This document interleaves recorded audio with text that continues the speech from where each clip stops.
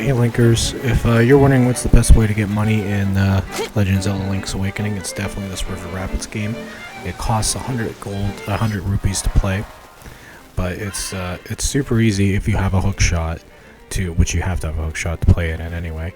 If you have the hook shot, to just kind of use it to kind of drag yourself backwards and forwards to certain areas, get as many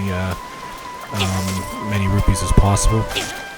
The route I take here in this run, I'm not playing, keep in mind, but I'm just watching myself play. I think it's the best route to get as many points as you can. It's almost impossible not to get at least 100. So this area here is a little difficult to kind of get into. I kind of will use the hook shot over and over again and try and sneak my way up there. Anyways, I'm going to go ahead and shut up now and let you watch the rest of the video, just see how I do it. And you can just do it yourself and modify it how you like it. But it is the best way to get rupees in the game if you're trying to buy that